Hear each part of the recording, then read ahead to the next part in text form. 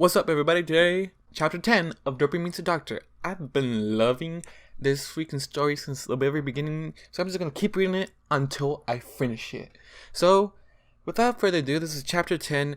Chapter 10, The Doctor's Apprentice, by Heavy Holler. I'm not gonna do the numbers because I don't remember, and I'm too hyped to just this chapter because I read some of the other stories that I had to read so far. I loved them, so let's just hop right into it. Twilight Sparkle and Princess Cadence decided to walk back to Ponyville and talk. So has that all happened today, Twi? You've had a busy day so far, and it's only half over, Cadence said, impressed. I know, first came John and that machine, a writer known as Coach, meeting with my friends about the nutty space alien from Toothbrush, wherever that is, followed by teleporting to Fluttershy's home, and then an informal advisory meeting for a draft mutual defense treaty. I used to think the hardest thing I had to do was that trade judge thing, that and smiling and waving. Cadence chuckled. And you were worried nobody thought you, or what you did, important. So what happens? You start ruminating over your whole role in life, and then life drops something like this into it. I've been reading about this philosophy, how the energy you impact into life is reflected in how your life changes. You felt you have no real roles, so life up and gives you a real serious one. Interesting concept, Twilight said, bemused. I think it's more about positive thinking than anything else, little sis. But if it's true, you may want to be a little more optimistic about your circumstances. Who knows what's lurking out there to suddenly surprise you, Cadence pointed out. I suppose, Twilight sighed. They walked on a bit more before Twilight spoke up again. What do you think about all this, Cadence? I think we're going to be busy for a while. It's not all that bad an idea to put a plan like this into place, Twilight. Celestia has teased me a bit about it. What ifs, off and ons for 2 years, even though the most sinister thing that has raised its head around the Crystal Empire after Sombra and the Heart has been if we'll have adequate bathrooms for every pony during the games. So, what was your take on that? John asked Derpy. As he walked into Derpy's home, he saw the hooks on the wall where Derpy had hung her hat. He decided to put his next to hers. I don't quite know yet. I suppose it's a good idea to get some ideas down and delegate some responsibilities, but the generalities are a little... What does it you say, dodgy? She said, John, I really like to see Dinky. I need to hold my little touchstone of life for a bit. Ground myself. Too many heady things too fast. Please, let's go see my little filly. Derpy said, pleading, starting to seep out of her face. Of course, love. Mare's first, happy to help, he said warmly as they went to the back door. A few minutes later, they opened the doors of the TARDIS on the palace labyrinth. Derpy stood and watched slightly anxiously as John locked it up. There, who should we seek out to ask? John posed. I have no idea. We could try the princesses, unless we got here first, and I don't know how much visiting they were planning to do at Fluttershy's though. I think they were coming right back if they use magic. They might already be here, if they are flying. It takes 23 minutes depending on winds, Derpy said, though I believe the princesses can transit the distance a bit faster than that. Lionheart told me about a steward around here that helps run things. He said if I needed to talk to him, that's who to see. If he can find Lionheart, he should also know how to find out where the children are. Care to try him first? John asked hopefully. That appears to be the first logical choice, rather than my speculation. Most of the castle is unlimited access, but it would make sense have an information cart or booth near the entrance for visitor assistance. Even if it was unoccupied, self-service, there should be information on brochures or flyers with usable contact information. Next logical would be to ask the guard who would have procedures in place to deal with lost guests. Either option should prove adequate. John looked at her in astonishment. Cute and giggly and adorable she may be, but there was an incredible man working behind those endearing silly eyes. Her logic was thorough and impeccable. Sounds good, let's try it, he said, grinning. That was an interesting conclusion set you came up with, he added as they started walking. Oh, that I'm sure you and I could retrace our steps straight to the throne room actually, but we're unescorted and we'd be intercepted. Now, depending on the bureaucracy, we'd have to wait 1 to several hours until we were identified and released, and we aren't here to see them anyway, so I really don't see that as a solution. We could ask for the princesses, if they're even here, but there would still be delays to meet them, and it's still an oblique way of going about it. Now, if we contact the bureaucracy through its usual functions, we would still have delays, but we have built-in shortcuts to use. They arrived at the information booth, which was occupied by a nice, hopeful mare. Pardon me, miss, my name is Derpy Jew, and this is, John Smith, she said with a bright smile. My daughter is here with some friends for gamer night with Princess Luna, and well, I need to see her. Princess Luna's personal guard Nightwing Threstrel Lionheart told us to contact the steward here. Could you help us out? The mayor's eyes widened. Please, would you both wait a moment? I have to talk to the guard about it. She stood up from her cushion, walked to a nearby guard on his post. She engaged him in animated conversation for a few seconds as he looked at the two visitors waiting at the booth. The guard departed as the mayor returned. The guard has begun to bring the steward, who can help you with that. Would you like to read a brochure in the meantime? He should be here in a moment. Thanks, I'll take these here. John decided, picking up a few to look at. He continued to Derpy. Is there a word better than brilliant? I have to find one. Brilliant isn't good enough for you, you lovely thing, he said with a chuckle. I'm afraid I'm not entirely straight up regarding this either. Actually, ponies like to help each other. I'll go further and say ponies want to help each other. I traded a bit on my prince, the dumb blonde thing, to help nudge this effort along, as well as into printing, reaching, and speaking to the steward being useful for more than just contacting Lionheart. Normally I try to stay away from it, not indulging stereotypes, but I'm having an interesting weekend and I'm off balance a bit emotionally. It's about Dinky, sue me. Not enough solicitors to pull that off, love. You're too clever by half, he said admiringly. As he leafed through his pamphlets, there were all sorts of things about tapestries, artwork, and all the usual things found in castles. He even sifted through the army information. He did find modern takes on arms than the things in the brochure, especially where magic was concerned. Still, most of the guard he had seen had stuck with basic pole arms, halberds now being the most issued, though they still wore antique pattern armor barding. He took that to meaning missile weapons probably weren't in wide use, much less firearms. Unicorns would be at an immediate, possibly devastating advantage. The very second enough of those less concerned about the horrific destruction they would be causing suddenly decided to overthrow the government while using the bow and arrow. The Canterlot castle grounds themselves were much larger than what could be seen from the Ponyville side. The fairy tale castle perched on the side of a mountain was extraordinarily dramatic, with the waterfalls and the tunnels for the train and such, but not all that big. Really?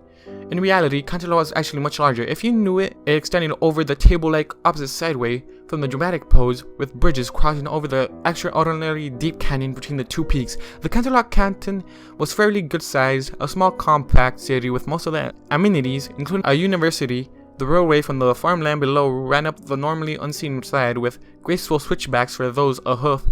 The rest were like those Princess Luna employed early this morning, flying ponies. He was interrupted in his musings by an older but trim pony with a decidedly military bearing about him, and a dark blue and white short coat uniform jacket without insignia that John had seen on a few ponies in charge around the castle. He was moving with innate authority right to them.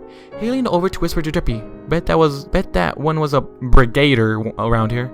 Derpy laughed, ran up and into the waiting forelegs of the older stallion. Wilfred Lance, it's so good to see you, she said, laughing like a schoolgirl. Miss Derpy, I couldn't wait to get here when they told me you were here. How are you? He said, delighted. John felt his cheeks get hot. Jealousy? No, yes, no? Well, yes. He looked at the two of them again, felt his blood pressure increase. Well, I'm just wonderful. How come you're not stalking around here, smoking up the troops? Where's your Royal Guard uniform? Derpy asked, puzzled. Derpy hun, I'm retired, Lance said, laughing. How many centuries do you think I should put into this? I got my 30, was thinking going civil service into the mail like you, and on time. When the princesses buttonholed me and set me to work here running the joint. Besides, it's safer even with changelings. Speaking of the old warhorse, how's on time these days? His legs get sore when a low pressure area cycles through and makes him a little grouchy, but other than that, he's the same big fella he always is. A small sound as John cleared his throat. Oh, hey, Wolf, I want you to meet... Well, hello, Doctor. How are you today? Are things going okay with you? I haven't seen you for, what, 4 years or so? Wilfred Lance said, heartily, pumping the chestnut pony's hoof. Hello, Lance. Good to see you, too. Things are just fine, mate, he said, concealing his surprise well. As Derpy tried to work through her confusion. Listen, mate, Derpy's looking for her daughter. Dink happen to know about it? John asked smoothly. No, I walked the kids to the rooms myself. The cult managed to throw himself into vertigo because of one of those hoof-held game machines moments. After they arrived, Princess Luna was showing off, did a high-performance landing in the outer courtyard, picked his head up, and just as she had them start descent, next thing you know, he hurls his trixies in apple juice. Thank the princesses it was outside the carriage. That velvet is hard to get clean. And hey, Derps, that filly of yours is a charmer. Got more smarts than the rest put together. Other than that, I've been putting all my time in the Cutie Mark Crusaders. He rolled his eyes in an exaggerated way. Those three are more single-minded than a platoon of AUP Sea Marines on Liberty call in their pursuits. Pursuits of what? Asked Derpy innocently. Never mind, not important now, said John, jumping in quickly. She wants to drop in and say hi to her girl, mate. Can you take us? Sure there, this way, he said, gesturing with a hoof. Why didn't you come by earlier? I figured you two would have at least stopped by to chase down an old sergeant major, but you came and went so fast and the next minute, even the princesses had gone. The Secretary of State was a little miffed. Another one of the STFU missions of yours, Doc? Wolf Lance asked conspiratorially. Sort of, said John, smiling brightly. Well, that factors in. Princess Luna made a stop at the secure vault just before they pulled their little disappearing act. The kids are just ahead in the guest dormitory. Hey Derps, are you still flying solo nowadays? You can be so nosy, Wilfred Lance. A complete Bodinsky, like Mom says. That being yes, huh? Doc, don't matter now. I can always spoil your kid, Derps, Lance said. His wife had left him recently, being far more erratic than what he understood at the time when they got married 30 plus years ago. His foes were grown, and those with a smart stayed away from her, and through proximity him, since it was expected that they would visit both parents, and those without any brains yet were busy being strangled by apron strings. It was a particular sore spot with him. They passed through the archway just outside the dorm, then a pair of good-sized doors. The dormitory had a large-sized reception area / day room, and a pair of monitors, one male, one female. They stood and became attentive when they saw the steward. Artemis, Janice, stand down. This is Miss Derpy. She's Miss Dinky's mother and would like to visit with her a bit. Artemis, please ask Miss Dinky to come to the day room, but don't mention her mother. She deserves a surprise. And then check Miss Scootaloo, Abaloom, and Sweetie Bill again, and ask if their squires require anything. When she comes back from her walkthrough, Janice, you do the same for Master Smash and his attendant. I'll be available shortly to collect the group for the castle tour, so please make sure they are prepared. The two sirs came back to him as he turned back to his little group. Droopy was looking at him with amusement and merriment in her eyes. What? Asked Stuart Lance, perplexed.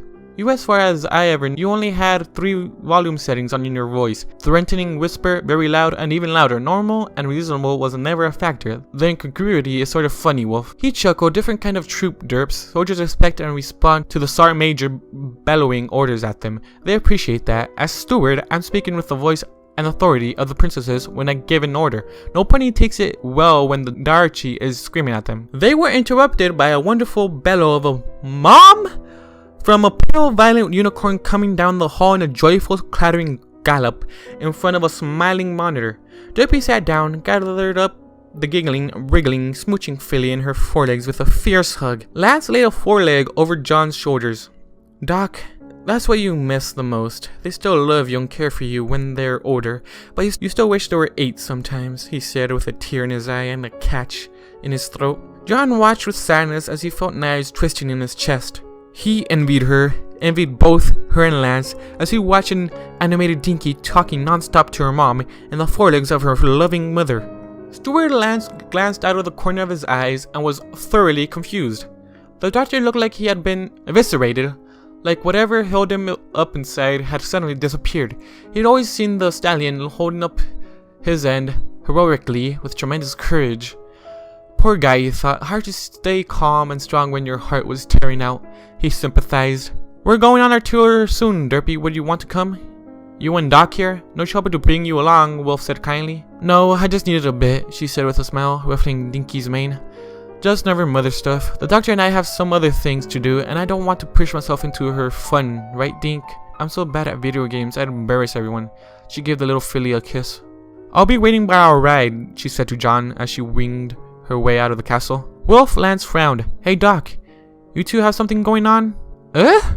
Like what, mate? John replied quietly as he watched the grey form winging out of the castle wistfully. He turned to the little unicorn filly. Dinky, you're the best. I mean that. If I had a daughter, I'd hope she'd be as wonderful as you, he said a little sadly as he turned to leave. Stuart Lance stared with surprise at the chestnut stallion as he walked away. Then he sat down. Maybe I'll hang out here and try to puzzle this out instead, he said, bewildered. John walked toward the gate out of the castle slowly, all his usual mania gone. Wolf wasn't the only pony looking at the odd chestnut pony, Askins. The way he was shuffling along, head down, made him look a few days older than just those 700 weighty years bearing down on his back. Alone. There were several hundred ponies here, and of those 10s within his sight, yet he felt he was sitting above the galaxy in his TARDIS, watching the imperceptible turning of the starry arms from the open doors with nothing but the open space around him. Alone. He liked his life for the most part, unencumbered flip a switch, pull a lever, and off to a new adventure. Oh, suddenly there were all those companions that traveled to for a time. Stalwart friends most. The stewardess had been an annoyance, but even then, she had been company for a time. The wild girl, the very clever boy, Sarah Jane, Romana, Rose. He sat down heavily on a vacant bench just inside the inner courtyard. Damn you, Wolf. Rubbish. Talk about a family, never needed one. I have entire cosmos. What do I need of a family? I'm the wizard of the traveling box, I am. Go anywhere, do anything. Off on a whim to save the entire universe. That's me. Alone? John shook his head to clear it. Enough?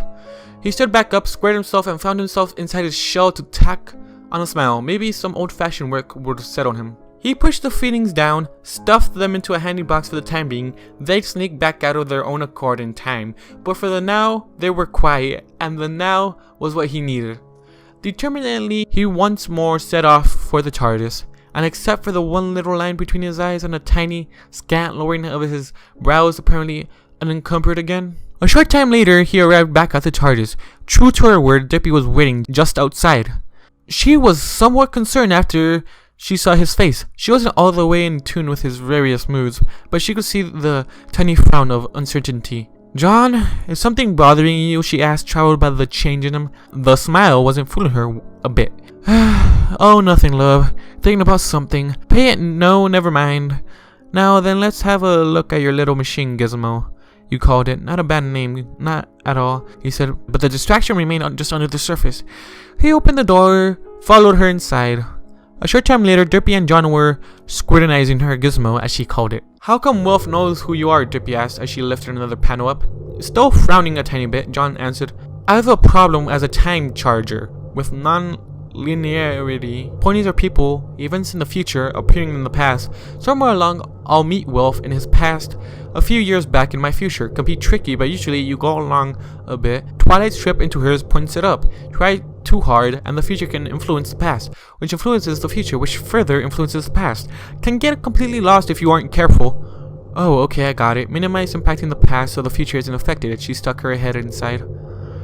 That's the ticket. Be happy but vague. Try to let the past be itself, he went on, as he dipped into another open panel looking at the various components inside. John became more and more impressed as they fiddled with it. The concern he had carried faded away as he worked. Where's the dimension lock? He asked, pulling out of his head to look at her. Derpy, her head still buried inside the device, up to her shoulders, pointing vaguely to another open panel. He stuck his head into it. Is that your oscillation overthruster? He poked around a bit. Oh, yeah, that's brilliant. I know humans at the Bonsai Institute that were tossing their entire development budget and a slightly used jet car to see how you did that. Why is that, John, and what's jet car? Came her voice from inside the machine. Well, they tried to tie their dimensional sifter to the... Never mind, this is a better design anyway. He pulled his head back out. This thing is inspired, love, from what I've seen so far. It should have done exactly what you designed it to do if the Broid Nubilizer was primed properly, he muttered. Derpy suddenly pulled out and stuck a blonde head up. A what? Broid Nubilizer. She stared at him confused. Okay, hold on a tick, I'll show you, he said, putting his head back in and looking. He pulled his head back out, excited. Oh, that explains it. There's no field bias in this thing. Derpy, have you ever heard of a Broid Nubilizer? John asked excitedly. Where there was that doctor that stopped by 2 months, she said peevishly.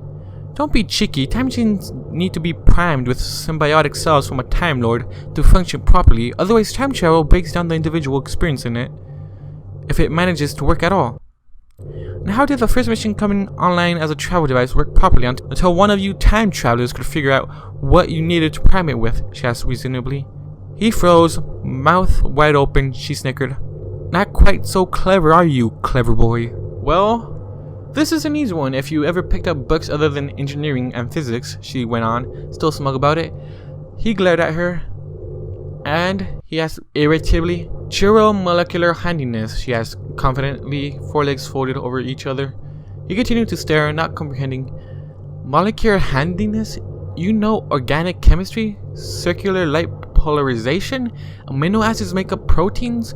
Like in our bodies, they are chirals, mirror reflections of one another. Plain polarized light passing through the molecule picks up a rotation. Turning right is considered dextroratory after it travels through the molecule. It's an tetramer is a mirrored chiral, exactly the same molecule chemically, with laboratory, a left-turning light property, and almost all life uses the laboratory amino acids molecules. And so, I'll bet you your TARDIS that if we introduce a small field bias in my gizmo, she said as she pulled open another panel and stuck her head in, rather than the neutral field I worked very hard to achieve. As 3 small circular birds appeared, tossed out of the open panel by her onto the floor. Running the field normally, she continued as her head popped out, her hoof reaching into a bin of parts, grabbing some edge connectors, some other odd bits, and a good-sized bundle of jumper wires, then stuffing themselves all back inside the panel. She temporalized. Then she thought of something as she levered a forehoof out. "Gimme," she said in a slightly muffled voice from inside the machine, her hoof gesturing. "What?" he asked, perplexed. "That screwdriver gadget of yours," she replied, the hoof gesturing again. "You've no idea how to use it, love," John said, agitated. "How hard could it be? You managed." There was a fat chug as she laughed at her little joke. "Gimme, I have to place it and hold these jumpers and things while connecting them." "No, just no, it's not like—" "John, have a little faith, trust me," she said confidently. He pulled it out of his coat, put it in the proffered hoof. "If you blow it up, I'll be most unhappy," he growled. She laughed as she pulled her hoof into the open door, the little tool with it. There was a quiet buzzing. "Okay then, isolator set A to position 1, now isolator B to position 2, master control 2, okay, primary feedback, sensitivity and negative loop, positive loop, bias detection sensor, and done," she said as she popped back out. She started to hand the tool back to him as he stared in bewilderment while reaching up to close the panel and hesitated. "Wait a second," she said as an idea hit her. John could have swore he actually saw the little light bulb over her head with a small pull chain as it clicked on. "Why does this thing need biasing? This gizmo should have worked right out of the box. If you have to put a bias on, something it works with has to have." Her eyes closed as she started to write in the air before her. John watched fascinated as Derpy started writing statements in front of her. Functions, constants. He had to concentrate a bit. He was seeing them as if he was looking at them from behind a glass board. She was writing on them with an erasable whiteboard pen completely reversed. The calculus ramped up quickly. Theoretical physics, impressive theoretical physics. She rubbed out one section with a hoof, jotted new expressions into the imaginary space. His mind clicked as the new figures enlivened an entire section of math on the imaginary board. She almost had it. The handiness of the entire universe, the edge of the machine used to run itself, paired with the handiness of molecular biology to protect what was inside. "Aha!" she crowed, rubbing all over the ethereal plane she was scribbling on, putting out in one equation set, and boldly, triumphantly, stroking the fictitious pen across the make-believe surface, all the way to almost breaking the fantasy writing implement as she victoriously closed the last set of parentheses. "Got you," she laughed as she stuck her head back in the machine and the sonic screwdriver buzzed in counterpoint. "Okay, now I'm done," she chuckled, hitting the tool back to him as he stared at her in now total astonishment as she reached for the panel door once more. "Wait, just wait. I have a need to—" "Oh, just go ahead. I need the bathroom anyway," she grumbled, leaving the panel open and stalking off, tail held high in the air as he watched. "Oh, fine," he said mockingly as she walked out of the room, turned the corner. He stuck his head into the open panel. 2 edge connectors were neatly inserted into a pair of the original card slots. The new wiring had been carefully trimmed to size and efficiently routed to the proper points amongst connectors, components, and other devices, then carefully sealed. The 2 feedback loops had their delicate chips carefully rewired with jumpers and some tiny bridging surface mounted sockets with new components installed, and in their midst a revised control card built from discrete components now nestled snugly in the 3rd card slot. Right along the 4th card, which was still in its original spot, though a few of the new wires now bridged to it. She had done the job effortlessly, in many ways better than he would have. He pulled his head out, stared at the doorway with narrowed eyes as he deliberated. He thought about the delicate, fairy-like components knitted by hoof into a pair of new field bias detector/generators, the incredibly small pieces put into service by the same mare that wrote all over her books with the same delicate skill and care. She had fearlessly pulled the useless C cards without hesitation, dived in with what to him was useless junk, and within 3 minutes revised the machine to make it work correctly without schematic or flowchart. The imaginary airborne mathematics he just witnessed was even more amazing. Even with a sonic screwdriver, it was no mean feat. Then he started to relax, the toothy grin finding its accustomed place on his face. He reached up, closed the panel door. Why do I have that sneaky suspicion it works perfectly fine now, he thought.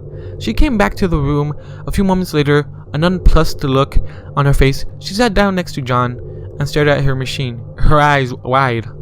Feel better now? He asked conversationally. She looked at him bewildered.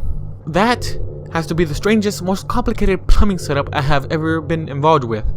Sorry about that, love. Guest lavatory. The normal one is the door opposite. I really should have helped.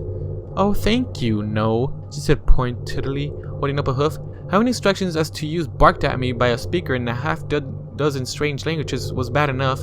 Listening to you suggesting hopeful comments through the door, and that one thing with all the various probes right where you had to look at it. Oh, that wasn't for your species. You didn't use it, did you? He asked, concerned and a bit jealous. If I had, I think I would need to get married again, seriously. I found an approximately useful seat after about 3 minutes, though the acrobatics of it were annoying since it was mounted on the wall, 6 feet above the floor. There aren't sentient giraffes somewhere, are there? And what the hey were the 3 seashells for? He started to reply. She shook her head. Never mind, I do not want to know, she said as she tapped a forehoof fretfully on the floor.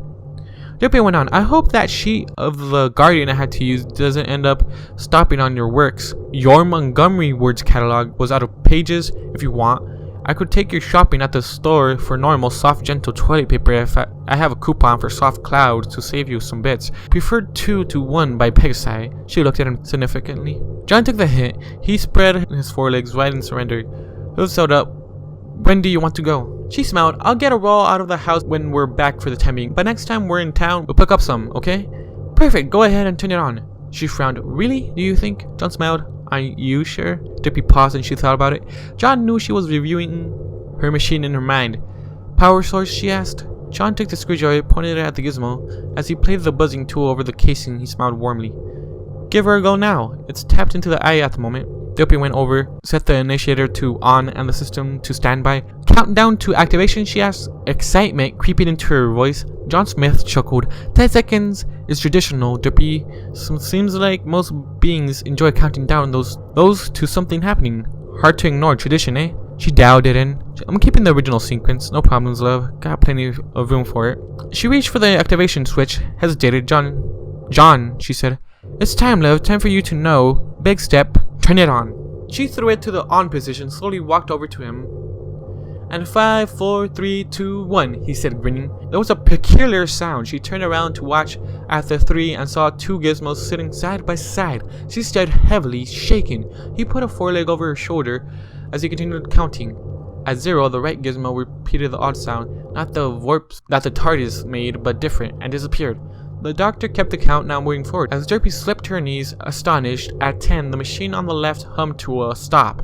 She stared at it, eyes wide in astonishment. As she shook her head, John walked up to it, flicked it off, and disabled the initiator. He ran a quick scan with the screwdriver. Well, he drawled, not all you could get. Needs a revision circuit. The TARDIS handled the tiny poke in the continuum, but all in all, a competent first try. You'd have found the problem right off once you offloaded the data for analysis. He scratched a hoof along the back of his neck. Trachoid time crystals were due, or whatever that brilliant noggin of yours figures out. He turned to her, beginning. It worked, Derpy whispered, stunned, staring at the squat ellipsoid that a minute ago turned the universe of a dimensional linearity inside out for Equestria.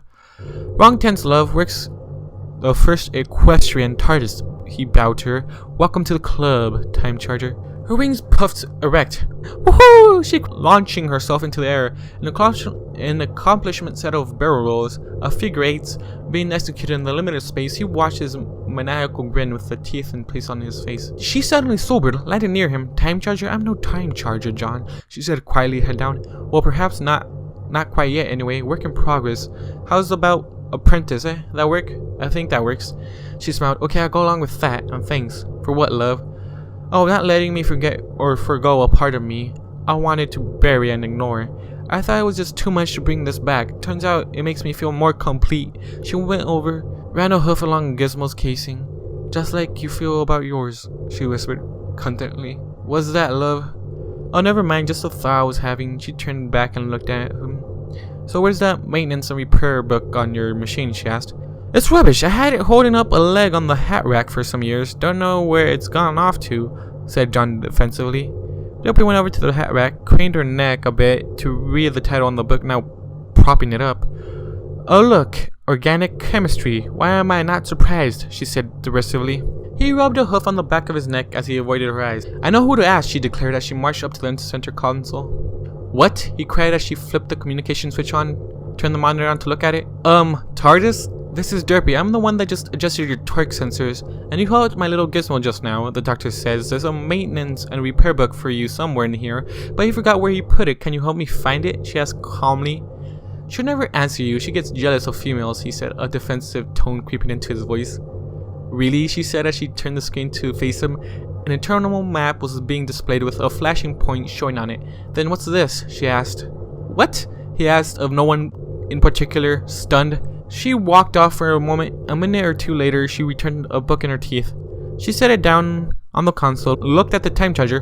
Why do you have a squash court? What? Oh, I like squash. Good exercise.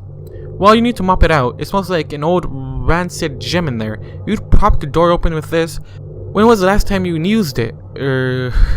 Thought so. Go get a bucket and clean it out for her. She addressed the console. Thank you, dear. Now give me the top 5 things you'll need looking at that I can handle, and until I'll do my best. Now, see here, he cried, snapping a hoof. John, she said calmly, laying a gentle hoof against his lips. She started fiddling with his tie.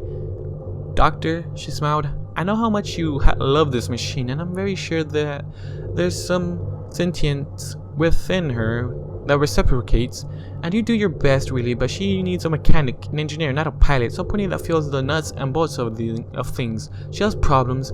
Even if they still work, those parts are stressed, sometimes stressed far more than they should be. She pulled the knot up into place. There, she smiled warmly. You're not going to lose the character of her if I get in and tune her correctly, or fix parts, or even put in better stuff, but it will make her feel so much better, and that's a good thing for her, right? He stared at her balefully, and she stared back innocently. After a minute, her curious field had the upper hoof. Fine, he said, tossing the 4 hooves in the air. Do what you want, he started to say as a gentle gray hoof touched his lips again. No, doctor, not that way. Team, all of us together, that's the right way. The torque sensors were one thing that had to be immediate to help her, but there's all 3 of us. It won't take hardly any time at all if we work together. He wanted to stay upset with her, but those golden green eyes were just so kind and trusting and winning.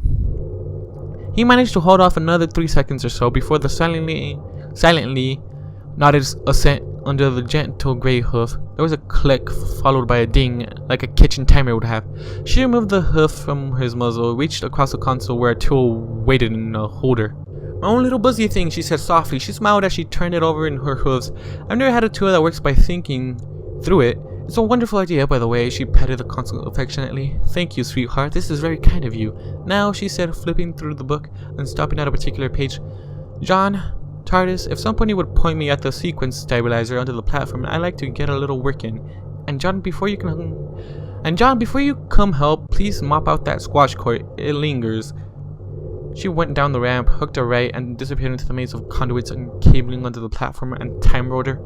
He stared after the gray flake with the bubbles on it. He said ponderously, I wonder if Discord can get me my own maid uniform.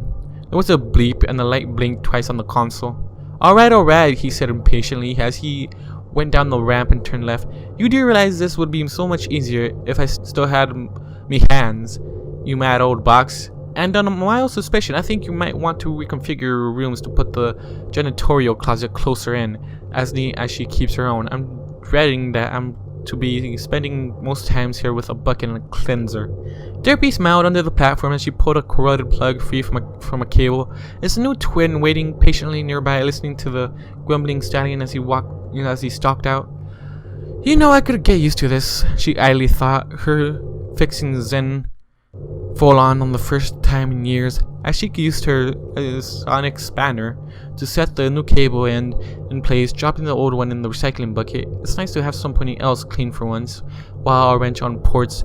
Yeah, I could really get used to this. She smiled even brighter and read books with me, go shopping with, talk to. She bought off another bad one, but its replacement in place, she fused it on. Even the running may end up being nice, she thought incongruously. The end. Alright guys, I'm pretty sure I fucked up a ton of my voice in that. didn't really try that much because I've already read this and just fucked up. Anyways, to recap, they just fixed, Derpy was fixing the TARDIS, and she somehow got the TARDIS to help her out. Which is a good thing, honestly, for the TARDIS, because that thing needs some fixing up. Anyways, thank you all guys for watching, listening, whatever you guys do. And have a great one. See you guys in the next one. Goodbye. 100,000 stories have filled my head as I look for the answer